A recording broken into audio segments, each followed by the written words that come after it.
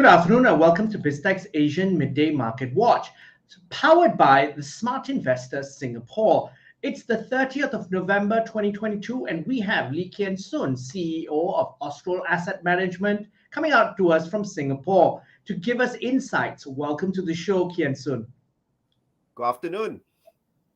Now, Kian Soon, before I come back and get some insights for you, and today with a particular look at China, we're going to first take a look at how the numbers look like across the region, as well as numbers relating to cryptocurrency. We're going to start with Bitcoin. That's at 16,854. It's up 3.51%.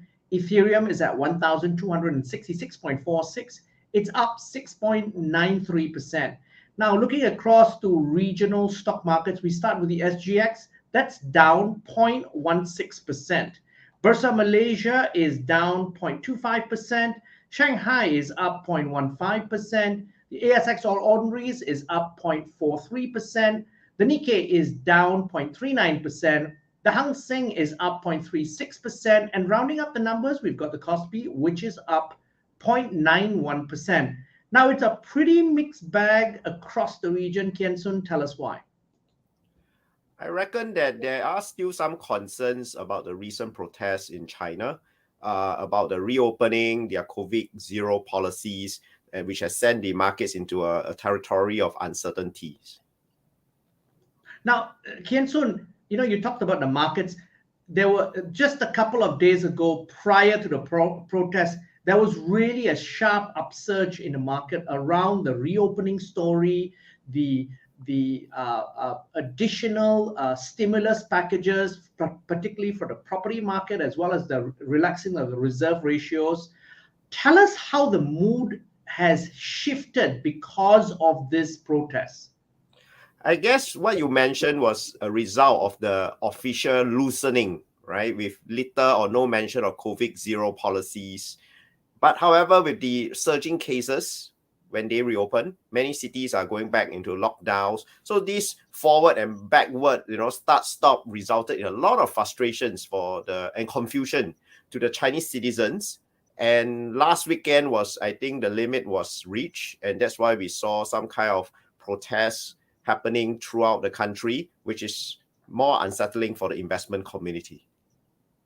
Now, Kian Soon, as someone who spent a lot of time in China previously, what are your thoughts in terms of the reopening story?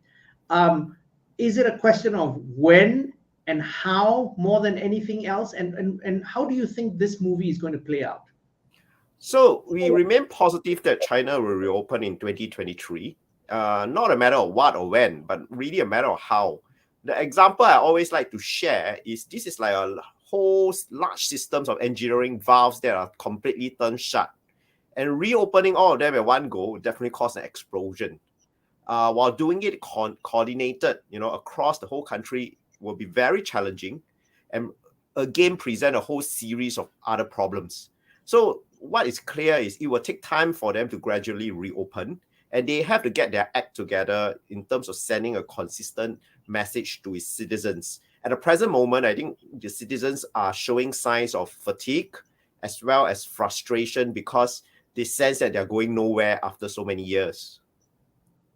And I think that this is not a China-specific problem. We've seen this reaction from citizens across the world in different economies as well. So I think that's something that should play into investors' mind. This is not a China phenomenon only. We've seen this previously during the pandemic as well. That's correct. I think the good news is the rest of the world who has moved on have actually went through what China is experiencing, 6 months ago or 12 months ago. I think the signs are clear how the markets have actually yen, for the fact that China will have a reopening. And as we saw in this month's rally for Hang Seng as well as China stocks, and much of which was based on rumors and news. But if you talk to the investors and look at the markets, and you got to take your pick for 2023, right? You have two choices. You want to put your money into countries or regions with slowing economy, high inflation and interest rates, or do you want to allocate to a country or region with low inflationary concerns, but hindered by COVID-19 policies, with a reopening, that is coming out and with a clear upside. When that happens, I think the risk reward becomes very clear. So and that's a very sobering piece of advice in terms of a message to investors. The upside is definitely in China right now. That's correct. As we've seen in most economies, when let's say that the China doesn't even have to open its borders and it allows its citizens to start traveling intra-cities, consumptions will definitely explode, because there is a revenge consumption phenomenon which we witness in other cities, and that itself would trigger economic growth as well as a lot of economic developments going forward. Now, with the slowdown of the global economy now becoming more and more clear as the days go by, is the reopening story on China going to be the world savior? For the moment, I think China doesn't have to deal with a surging inflation problem.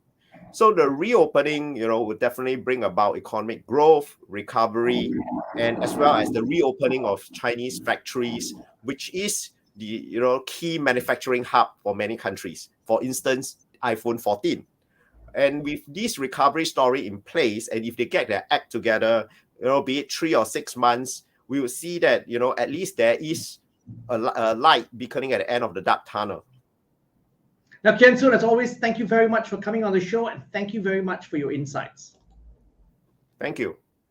Now, we've been speaking to Lee Kian Soon, CEO of Astral Asset Management, coming out to us from Singapore on BizTech's Asian Midday Market Watch, powered by the Smart Investor Singapore. I'm Brian Fernandez. This show will be on our website, www.biztech.asia, as well as our social media platforms. It'll also be on our syndication partners, TV stations, radio stations, and websites.